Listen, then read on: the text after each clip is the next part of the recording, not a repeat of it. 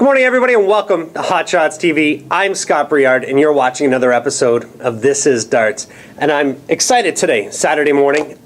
Great friend of mine, somebody I think I've known now for about 8 or 9 years, since I've come back to the city from university playing darts. Mike Powers with us today. Some of you might recognize him if you play locally or provincially or to nationals. Well, let's start with you. Where were you born? You're born down east. Newfoundland, yeah. Whereabouts on the island? Just an hour south of St. John's. Oh, fantastic. Not too far outside the city, but small town, 200 people. Yeah. And now, did everybody play darts down there?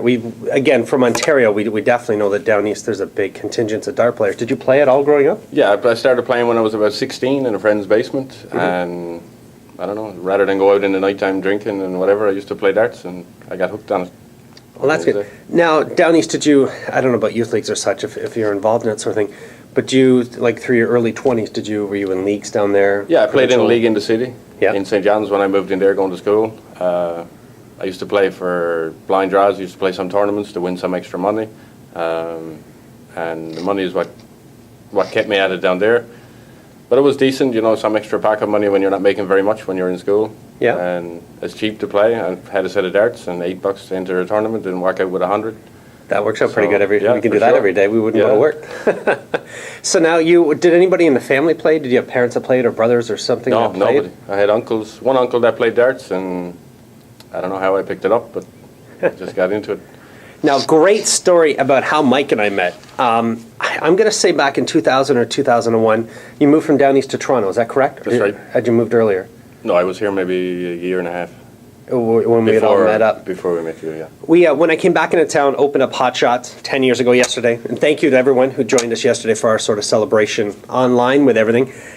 We were out, we put together a great summer division team, and we were going to carry on the same team into Tuesday night Super. And I was playing with some diehards, mostly gentlemen from down east, from Frank Brown.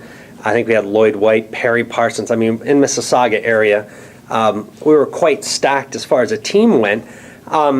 And we pretty much knew everybody else living in town a million people. We knew everybody else in the city who, you know what I mean, if we playing up against them, you knew their caliber, you knew the good dart players.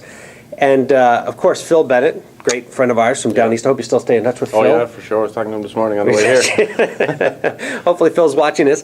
Phil mentions one day during the summer, he says, I've got to bring out this guy next week. He's deadly. He's from down east. And some of us kind of stopped and went, but we know everybody from down east, and we know everybody that's a great dart player. And Phil says, you haven't seen this kid.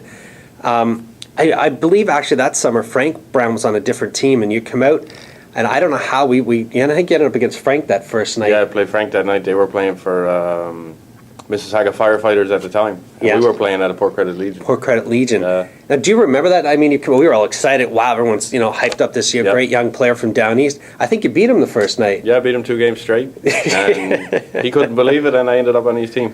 Yeah. If you can't beat him, join him. Yeah.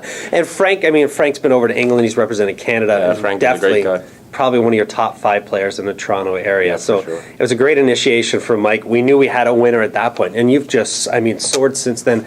Definitely been on provincial team. How many times have you qualified, Ontarios? Once in 2008, I was on the Ontario team. We went to Winnipeg to play the Nationals. Yeah. It was a great experience. And this year is in Newfoundland, and I'm going to try it again. See if I can make it, get a free trip home. Well, I think you've already been on a fantastic run this year. You've won the affiliate Super Division singles. That's right. Back in November at St. Catharines. Yep.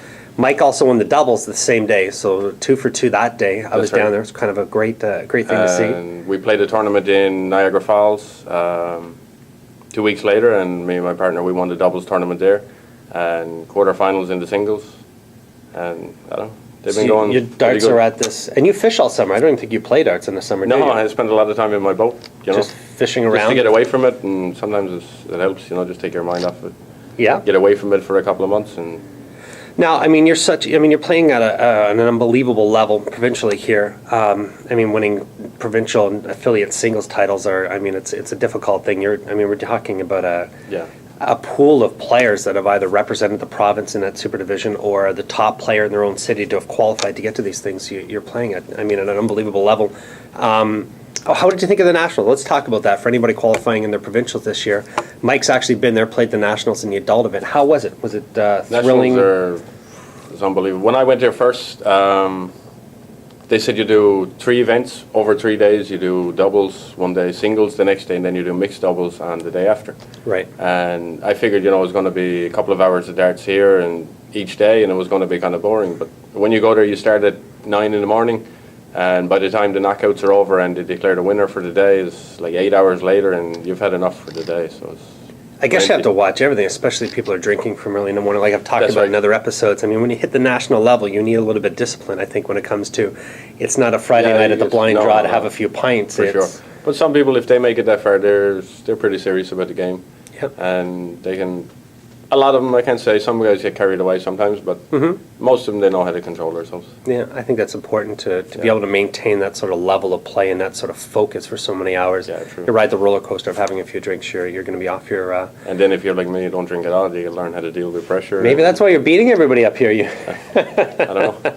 So let's talk about what you're doing to keep yourself at this level, because Mike truly is one of the top players in Ontario right now. Don't get me wrong, there's a lot of great players, but Mike really is at a unique point. What are you doing at home as far as practice goes, and how many hours, and what are you doing to practice?